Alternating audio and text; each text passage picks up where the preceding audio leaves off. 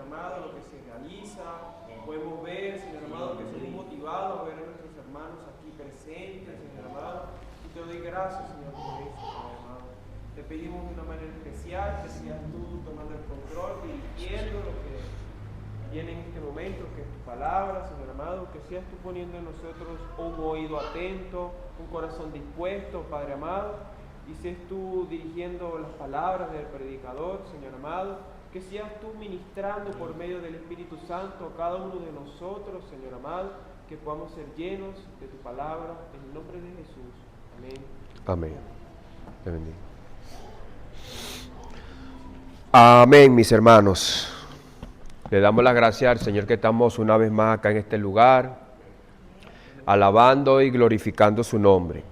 Hemos orado, sabemos que la Escritura dice que los oídos del Señor están atentos a nuestras oraciones y que todo se mueve por la fe.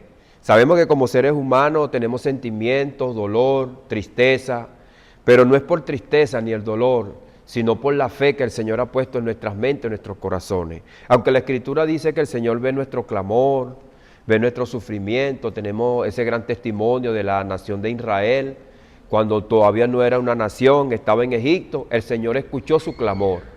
Y así a lo largo de la historia tenemos muchos ejemplos, no solamente de la nación de Israel, sino que el clamor también que tenía nuestro hermano Noé en aquel entonces cuando vino el diluvio y Dios lo libró. Amén. Y no solamente lo libró a él, sino también a su familia. Bueno, amados hermanos, hemos estado pasando una serie también de prédicas en el libro de Efesios, donde comenzamos con el capítulo número 1. Y habíamos visto pues las bendiciones espirituales que el Señor tiene para cada uno de nosotros, los que le hemos conocido espiritualmente. Porque de las bendiciones materiales todos los seres humanos gozamos en esta vida, en este mundo. De hecho, cualquiera pudiera venir aquí y sentarse y ocupar una de estas sillas que están acá, pero sin conocer al Señor. Y vemos en el libro de Efesios que nosotros estamos sentados en lugares celestiales, pero ese lugar no lo ocupa todo aquel que entra en este recinto, en este lugar, sino que lo ocupa aquel que ha conocido al Señor. Esa es la diferencia que nosotros vemos en esta carta, y que aquellos que están sentados en esos lugares celestiales son los que gozan de las bendiciones espirituales. Y habíamos dicho que cuando nosotros entramos a un hotel y pagamos pues un día, pero con ese pago tenemos todo abierto, piscina, comida, pero que muchas veces no la disfrutamos porque no sabíamos, no leemos el paquete que nos entregan. Usted podía haber disfrutado de todo, pero se va y solamente ocupa ese lugar para dormir. Pero tenía desayuno, tenía almuerzo, tenía cena, tenía piscina, tenía campo de golf, tenía todas las instalaciones, pero no las utilizó porque no sabía. Y eso es lo que el apóstol Pablo le da a conocer a nuestros hermanos en Éfeso a través de esa carta, que nosotros gozamos de las bendiciones espirituales. Y aparte que no somos judíos, somos gentiles, en el capítulo número 2 y 3, en el ministerio a los gentiles, el apóstol Pablo le da a conocer este misterio a los hermanos que venían integrándose a la iglesia, pero que no eran participantes y del linaje de Abraham. Ahora pues el apóstol Pablo le da a conocer todas estas cosas que son muy buenas para nosotros, y en el capítulo número 4 nos deja ver un punto muy interesante e importante para cada uno de nosotros, que es la oración de nuestro Señor Jesucristo en el capítulo número 17 de Juan, que es la unidad, que somos uno, que esa unidad no viene porque somos buenos, no viene porque todos pertenecemos a un partido político. ¡Wow! ¡Qué bueno sería! Todos vestimos de rojo, de azul. No. Viene es porque en la cruz el Señor hizo de los dos pueblos uno solo. En la cruz. Y aparte de ahí, entonces, en el huerto del Edén, cuando se comete el pecado, el hombre queda dividido de Dios. Dividido de Dios. Y por esa división, el hombre entonces también se divide también. Porque ya entonces dice la Escritura y que vienen las maldiciones Y la mujer ya no gozaba de los mismos beneficios que gozaba en el huerto del Edén, ni el hombre tampoco. Aquella unidad intrínseca y espiritual se rompe en el huerto del Edén y se rescata esa unidad espiritual de ser uno en la cruz del Calvario. Y entonces vemos esa maravillosa acción que hace Dios en el capítulo número 2, de hecho, donde nace la iglesia espiritual, la iglesia de Jesucristo, como un solo cuerpo, un solo pensamiento.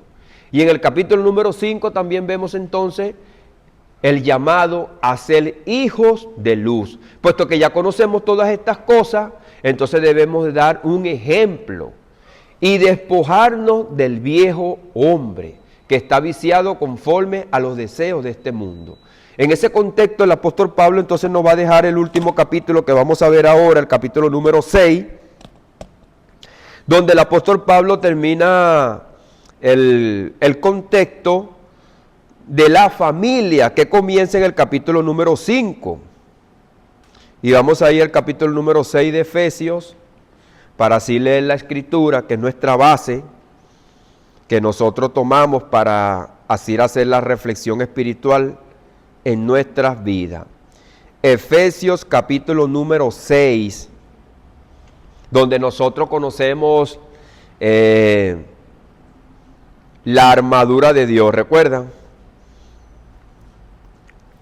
Y leemos así en el poderoso nombre de Jesús. Hijos, obedeced en el Señor a vuestros padres, porque esto es justo. Honrad a tu padre y a tu madre, que es el primer mandamiento con promesa, para que te vaya bien y seas de larga vida sobre la tierra. Fíjense que es un mensaje directo, es una promesa directa. Y dice, y vosotros padres, no provoquéis a ira a vuestros hijos, sino criarlos en disciplina y amonestación del Señor. Fíjense cómo el apóstol Pablo, a medida que nosotros vayamos ahondando en esta lectura, el contexto principal de esta lectura del pensamiento del creyente es el Señor. Obedecer en el Señor. Y dice, amonestación del Señor. Dice, siervos, obedeced a vuestros amos terrenales con temor y temblor, con sencillez de vuestro corazón, como a Cristo. Fíjense que muchas veces nosotros vemos en nuestro trabajo a los líderes que están allí, a los dueños, como un ogro. No los vemos como a Cristo. Eso mismo pasa hasta en las universidades. Ahí entró el profesor gruñón. Y muchas veces no lo vemos como a Cristo. Es una autoridad que Dios ha puesto. Y creemos, cuando estamos en el liceo, que toque el timbre para no escuchar más a ese hombre. Pero lo vemos muchas veces como a Cristo, hermano. Aunque no sean cristianos.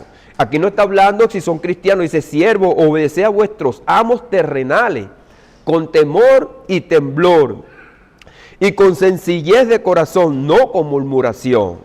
Dice, no sirviendo al ojo como los que quieren agradar a los hombres, sino como siervos de Cristo, de corazón, haciendo la voluntad de Dios. Amén. Es la voluntad de Dios, no es la de la tierra, ni la de los hombres, es la de Dios. Dice el verso 7, sirviendo de buena voluntad como al Señor y no a los hombres. Queda claro, hermano, que el centro de este pensamiento es Cristo, es el Señor, sabiendo que el bien que cada uno hiciere, ese recibirá del Señor, sea siervo o sea libre. De hecho, yo sentí cierta tristeza por la situación que estaba viviendo nuestro país en Venezuela y que una remuneración, un pago, hermano, que uno le hacían en una de esas buenas empresas, uno podía comprarse una buena casa en una buena urbanización reconocida y que el pago después no sirvió para nada. Pero yo tenía en mi mente y en mi corazón que mi remuneración no viene de los hombres, que va a venir de Dios. Que el hombre aquí me puede dar un pago donde yo pudiera comprar y decir, bueno, yo me voy a comprar ya un apartamento en el Costanera, pero ese es pasajero. Nadie tiene para comprar, como vi yo por ahí, y una crítica y que nos reíamos en el trabajo, un pastor que estaba vendiendo terrenos en el cielo. Eso no es bíblico, hermano. No es bíblico. Que un mundano ahí en el trabajo me dijo a mí, mira, ¿cómo ves tú esto? Están pidiendo un adelanto porque el pastor está vendiendo terrenos en el cielo. Eso es una locura. El asiento que nosotros tenemos en el cielo, como lo dice nuestro amado apóstol Pablo en esta carta, que estamos sentados en lugares celestiales, fue comprado en la cruz del Calvario, hermano. Y no tiene precio, es un precio eterno. Y el único que lo pudo pagar fue el Señor Jesucristo, porque Él es eterno. Nosotros no teníamos cómo pagar la entrada al cielo. Es así. A nosotros nos da mucha tristeza cuando quizás tenemos un hijo, estamos niños y hay algún evento que hacen en la ciudad y solamente lo pueden pagar los millonarios. Nosotros lo vemos por la televisión o solamente lo escuchamos. Así pasa con el cielo. Y mucha gente dice, no, yo soy bueno, yo tengo un puesto allá, sin saber y entender que para tener un puesto allá, primero hay que pasar por Jesucristo, que es la puerta. Y vosotros, amo, haced con ellos lo mismo. Fíjese que es el mismo mandamiento tanto para los siervos como para los amos, porque vamos a ver como que es Cristo el siervo también que está trabajando ahí. No es cualquier hermano, no es cualquier hombre, es la imagen de Dios, como lo dice también nuestro hermano Santiago. Dejando las amenazas, sabiendo que el Señor de ellos, vuestro, está en los cielos y que para Él no hay acepción de personas. Eso está claro. La armadura de Dios. Por lo demás, hermanos míos, fortaleceos en el Señor y en el poder de su fuerza, vestidos con toda la armadura de Dios para que podáis estar firmes contra las acechanzas del diablo. Porque no tenemos lucha contra sangre y carne, sino contra principados, contra potestades, contra gobernadores de las tinieblas de este siglo, contra huestes espirituales de maldad en las regiones celestes. Entonces tenemos una confrontación, una lucha espiritual, una lucha espiritual. La victoria que obtuvo nuestro Señor Jesucristo fue en calidad, hermano, de siervo, porque Él se despojó. Él se despojó. Más allá de verlo como una victoria, así, de esa manera, el Señor Jesucristo no tiene necesidad de pelear con nadie. Es como cuando nosotros vemos un perrito cachorro que no tiene ni dientes y nos viene a nosotros a querer morder. Usted le hace nada más que con el pie así, más nada. El Señor Jesucristo obtuvo esa victoria en la cruz del Calvario en calidad de siervo porque nosotros no la podíamos obtener. No es que Él vino a enfrentarse con Satanás y que había en la mente del ser humano en esa lucha, ver quién ganaba. Esa es una lucha que está ganada eternamente. Si nosotros, Dios nos ha dado un poder y le dio un poder a Adán por encima de todo en la creación y se lo dijo a Nabucodonosor, yo te he dado el poder para quitar y dar vida. Y Daniel se lo dijo a Belsasar, que el rey que estaba ante ahí, Dios le había dado un poder y había reconocido y respetaba las cosas de Dios. Y Dios le había dado poder a él para quitar la vida y para poner la vida. Esa autoridad se la había dado ya. Imagínense a Jesucristo, nosotros que somos hombres, que somos débiles. Los ángeles tienen un poder, hermano, que hicieron descender fuego del cielo. ¿Qué oportunidad tuvieron los de Sodoma y de Gomorra? ¿Lucharon contra los ángeles? Entonces imagínense a Cristo. Entonces ya eso es una victoria eternamente, hermano. Es el Creador, se está hablando del Todopoderoso. Así que yo también tomé un texto que ya lo hemos pasado, pero que es muy importante en el capítulo número 3 de esta carta, del verso 8 en adelante, dice el apóstol Pablo, a mí, que soy menos que el más pequeño de todos los santos, me fue dada esta gracia de anunciar entre los gentiles el evangelio de las inescrutables riquezas de Jesucristo. Es la mente del apóstol Pablo, que nosotros entendamos la riqueza, hermano, la riqueza. Y un comentario que me hicieron en estos devocional que pasé el lunes, es el privilegio, me decían algunas personas. Muchas veces yo no lo veo de esa manera. El privilegio de sufrir por la causa de Jesucristo, no como una carga, sino como un privilegio. Yo estoy preso aquí, pero soy el hijo del presidente. porque lo ve como un privilegio y se ve como un preso político. Pablo se veía como un preso espiritual, no como un reo en la política. Y dice, y de aclarar a todos, fíjese que esta carta, este es el propósito de esta carta para nosotros, ahora que la leemos. Y no solamente a ellos, sino que el apóstol Pablo dice, y de aclarar a todos cuál sea la dispensación del misterio escondido desde los siglos en Dios que creó todas las cosas. No es algo nuevo, no es algo nuevo, es una idea de Dios eterna y que ahora Él la está dando a conocer a su siervo. Y esa es una de las cosas que muchas veces hemos comentado, que hay personas que tienen la mala perspectiva de creer que el plan de Dios comenzó con Abraham, con la nación de Israel. Y no es así.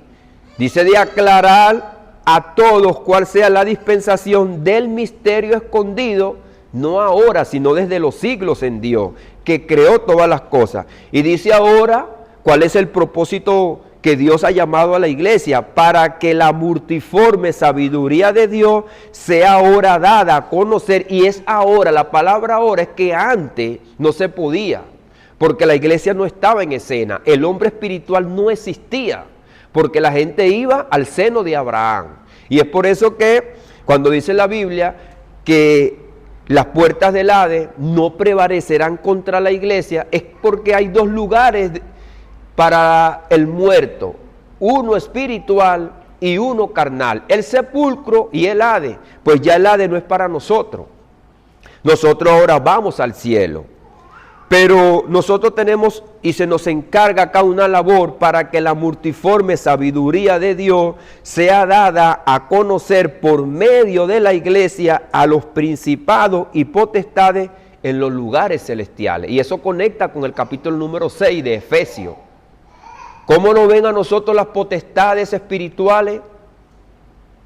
Con una victoria alcanzada en Cristo. Y nosotros somos el medio de dar a conocer. Hermano, ¿siente usted la confrontación espiritual cuando usted predica el evangelio afuera? Esa lucha. ¿Siente la carga?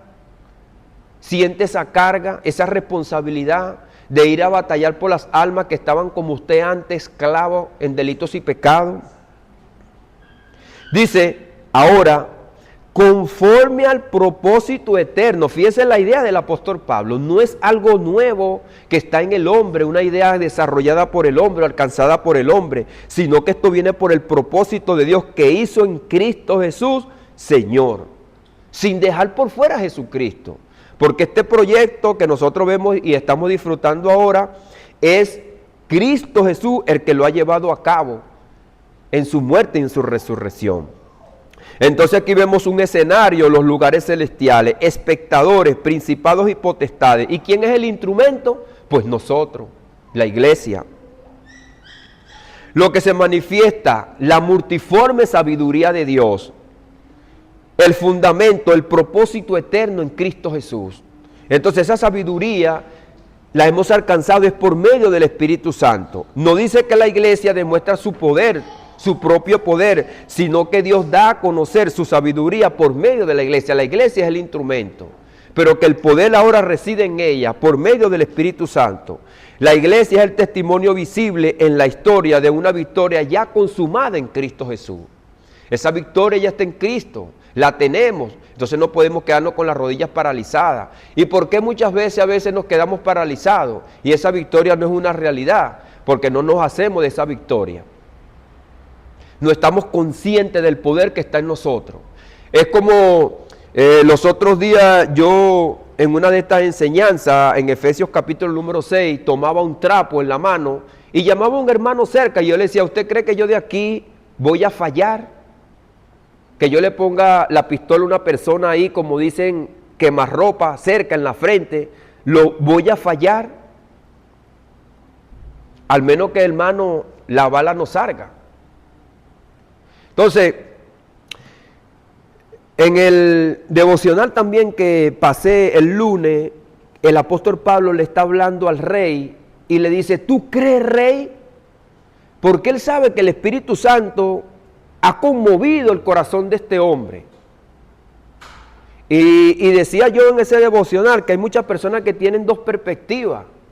O el rey le dijo, tú me quieres persuadir irónicamente, o dijo, el Espíritu Santo verdaderamente ha tratado en mi mente y en mi corazón. Yo me inclino más por la idea de que el Espíritu Santo trató con aquel hombre. Trató con aquel hombre, porque el hombre termina diciendo, por poco me persuade a ser cristiano. Y el apóstol Pablo dice, yo sé que crees, porque él dijo, yo sé. Él estaba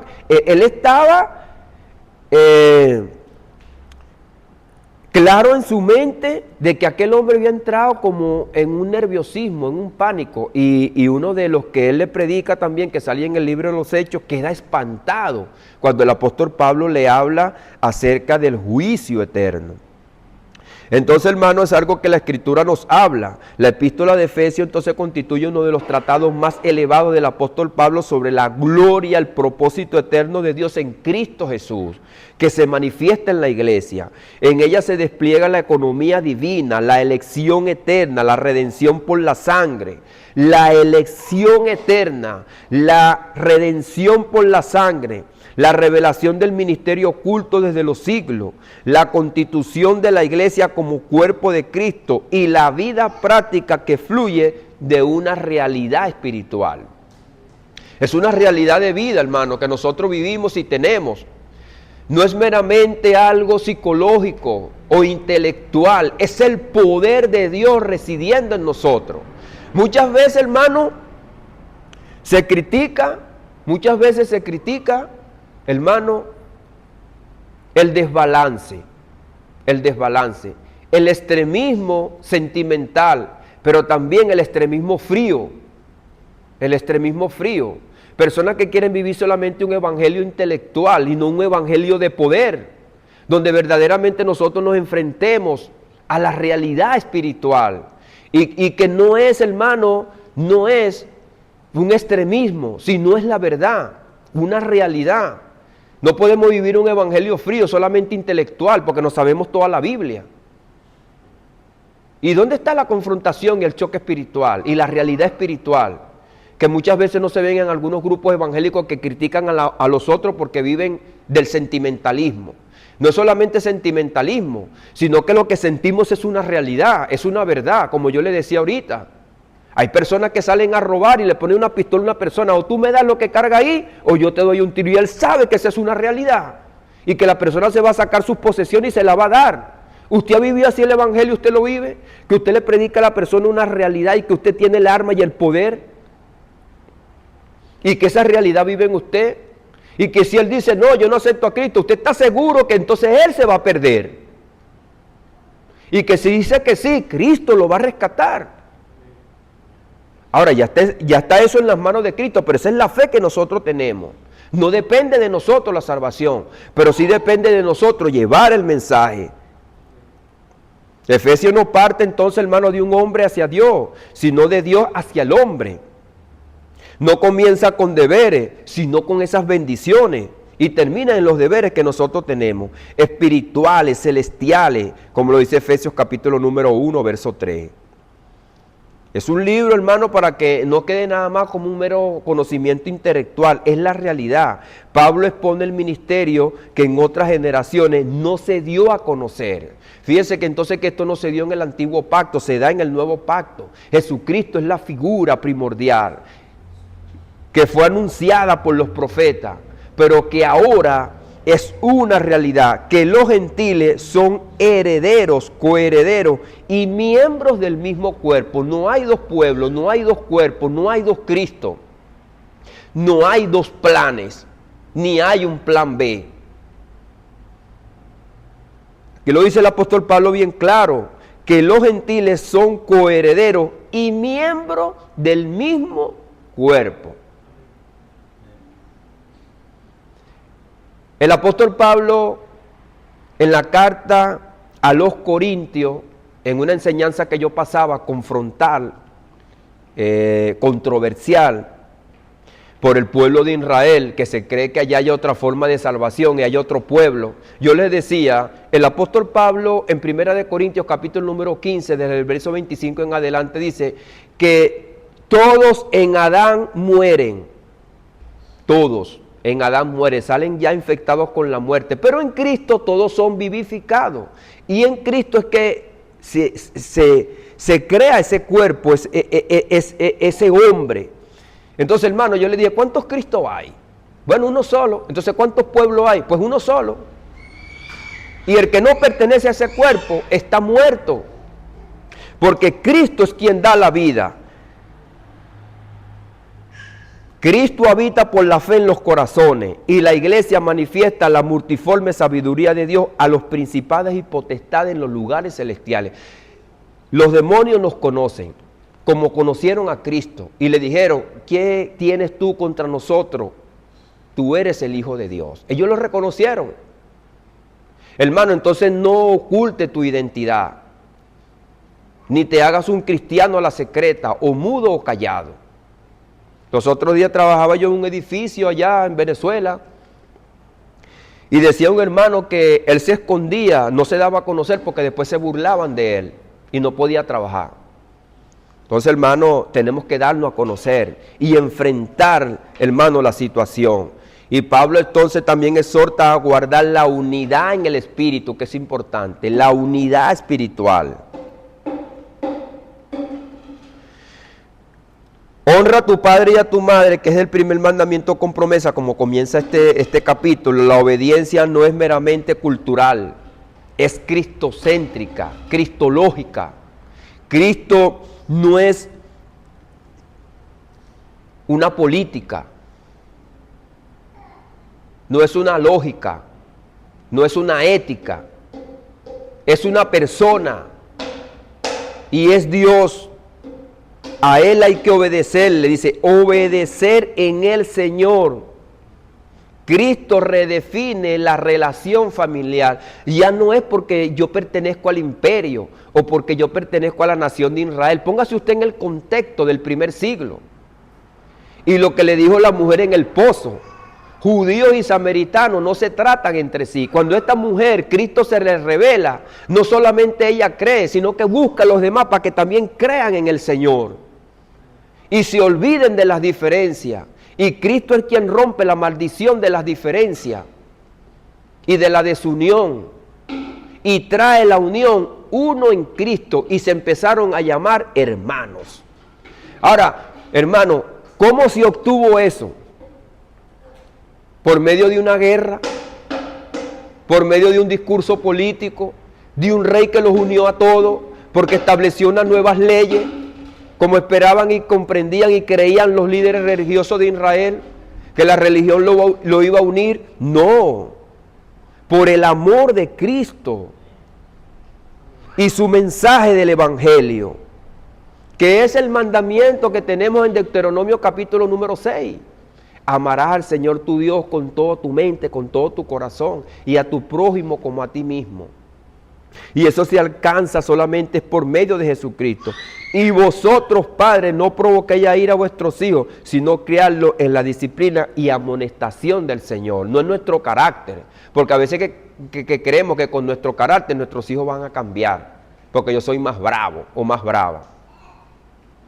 Es en el amor del Señor, disciplinándolo tal cual, verdaderamente como lo hemos vivido en esta tierra, pero no creyendo que es nuestro carácter quien va a cambiar a nuestros hijos, sino, hermano, el Señor. Así que la autoridad no es paternal, ni es una tiranía, sino formar bajo el señorío de nuestro Señor Jesucristo, para que también nuestros hijos se lleven ese ejemplo. No el de un hijo como el ogro, el padre, sino como un padre que obedece la palabra del Señor primeramente. Entonces la armadura de Dios, después de ordenar la familia y la sociedad, Pablo revela la vida cristiana ocurre en un campo de batalla, porque no tenemos lucha contra sangre y carne, sino contra principados, contra potestades, contra gobernadores de las tinieblas de este siglo, contra huestes espirituales de maldad en las regiones celestes. El apóstol Pablo habla de este siglo y es un periodo de tiempo que esperaba la nación de Israel, denominado como el reino del Mesías.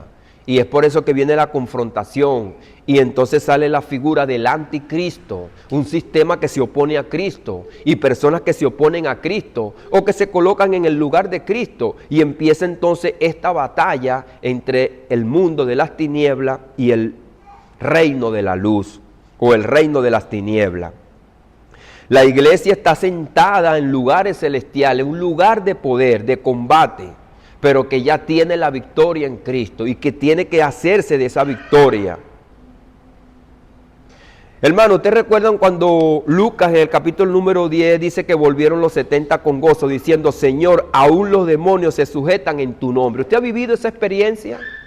Cuando personas que usted le predica el evangelio tienen que callarse la boca y sujetarse en el nombre de Jesús y reconocer que Cristo es el Señor, aunque después digan, bueno, yo no le voy a servir a Cristo, pero que reconozco que el evangelio es la verdad. Y les dijo, yo veía a Satanás caer del cielo como un rayo. He aquí os doy potestad de aullar serpientes y escorpiones. Esa potestad ya está en nosotros, el Señor nos las dio. Y sobre toda fuerza del enemigo, y nada os dañará. Pero más adelante el apóstol Pablo le dice a Timoteo, cuídate de ti mismo.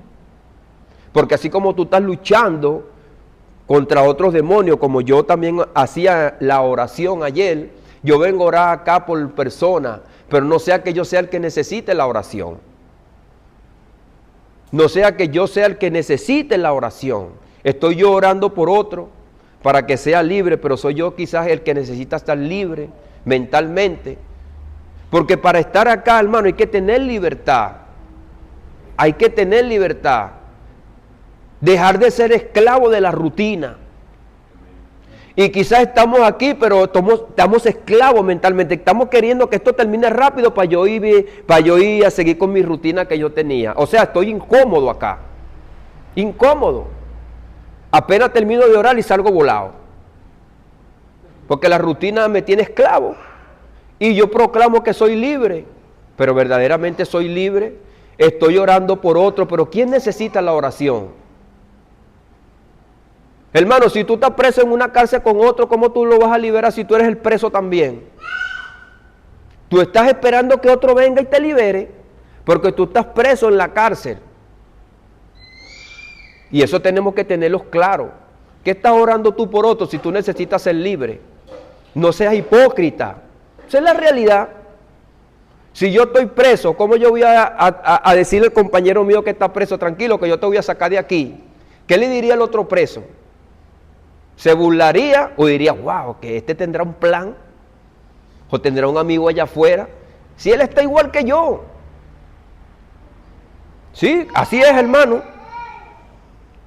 Es como que yo en el trabajo estoy robando con un compañero de trabajo y le digo que yo voy a orar por él. Si tú eres otro ladrón más, eso es lo que me va a decir. Te está llevando el diablo igual. No te engañes. Así es, hermano. Y esta es la realidad que nosotros tenemos que vivir.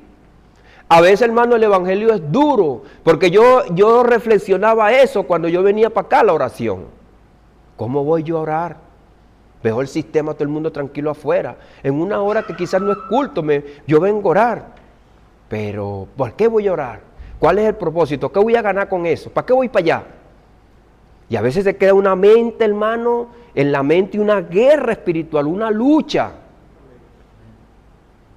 Y nos cuesta, hermano, disfrutar del gozo de que lo estamos haciendo para Jesucristo.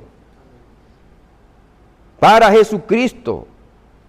Ahora fíjese, el ejemplo de liberación. Y sanó a muchos que estaban enfermos de diversas enfermedades. Y echó fuera muchos demonios. Y no dejaba hablar a los demonios porque le conocían. Cristo manifestaba el reino venciendo al adversario. Y nosotros tenemos, hermano, el cinturón de la verdad, estabilidad doctrinal, coraza de justicia, vida conforme a la justicia, imputada y practicada. Imputada porque Cristo nos imputa esa justicia. El calzado del apresto del evangelio de la paz. La firmeza en la proclamación del evangelio. Ya no titubeamos, estamos confiados en el Señor, hermano. Y el escudo de la fe para apagar los dardos del maligno, el yelmo de salvación, la seguridad de la obra consumada, la espada del Espíritu, que es la palabra de Dios, el arma ofensiva para atacar y defender. Nosotros atacamos con la espada, pero también nos defendemos con la espada. Amén, hermano. Esta es la Escritura, hermano. Esta es la Escritura, y más allá de la Escritura también es una realidad de vida que tenemos que tener en nuestras mentes y en nuestros corazones. ¿Cómo estamos reaccionando en el Evangelio? ¿Cómo estamos viviendo el Evangelio? No es una lucha carnal, no es tampoco una militancia política, no estamos luchando con el sistema, no estamos luchando en un partido político, no es una lucha armamentista. No es una lucha armamentista, hermano, son principados y potestades. Como yo muchas veces decía que aquí en Latinoamérica, desde hace mucho tiempo se han manifestado los principados y potestades de guerra, y lo vimos recientemente, hermano, aquí en nuestro continente. Así que este continente tiene que ponerse, hermano, de rodilla y la armadura espiritual, y no, hermano, ser ignorante de la realidad de vida, porque lo que sucedió, hermano, recientemente puede resuceder también en otro país. Entonces, hermano, hay que tomar la vida y la realidad espiritual como una verdad. Entonces vemos como el capítulo número 1 nos da una lección eterna, salvación por gracia en el capítulo número 2, ministerio revelado, capítulo número 3, unidad y santidad práctica, capítulo número 4, orden del hogar bajo la autoridad de Cristo, capítulo número 5, familia, sociedad y guerra espiritual en el capítulo número 6. Cristo es el centro del hogar, Cristo es el Señor del trabajo, Cristo es la cabeza de la iglesia y Cristo es el vencedor sobre principados y potestades y quien le ha dado la autoridad a su iglesia. Amén. Amados hermanos, esta es la realidad de la palabra, es una verdad, es una realidad. Todo es del Señor y para el Señor y por Él. Así que, hermano, vamos a orar, vamos a darle las gracias a Dios por esta palabra, que el Señor nos ayude, hermano. Y que nosotros cuando se nos venga un pensamiento que no lo veamos por casualidad, sino que lo examinemos a nosotros mismos, hermano. Y confiemos también en el Señor. Confiemos en el Señor. Que aún en medio del dolor y de nuestra angustia, Cristo está con nosotros, hermano. Cristo está con nosotros. Y también en la abundancia. Porque cuando teníamos abundancia muchas veces nos olvidamos del Señor. Y cuando tenemos poco reneguemos. Padre, en el poderoso nombre de Jesús, Señor, te damos las gracias por tu amor, por tu misericordia y por esta palabra que ha llegado a nuestras vidas y a nuestros corazones, Señor.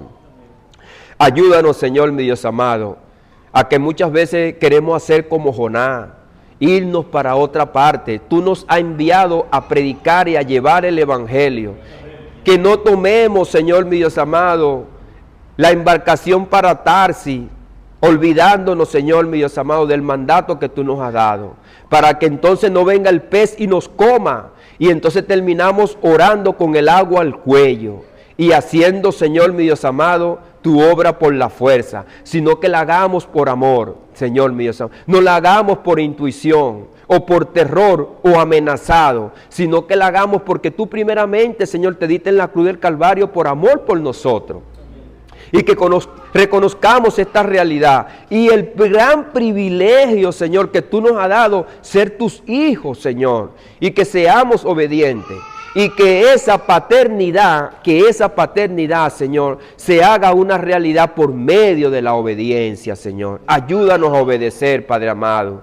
Señor, gracias porque tú eres quien nos ha dado a nosotros el poder de desligarnos de nuestras actividades que muchas veces, Señor, nos esclavizan, Señor. Porque no es fácil, Señor, desligarnos de las actividades mundanas que muchas veces también nos apresan en la mente, Señor. Y hoy estamos aquí, Señor, en contra de nuestra voluntad, pasando por encima de nuestros pensamientos, Señor, y de la fortaleza que el enemigo pone muchas veces en nuestras mentes, Señor.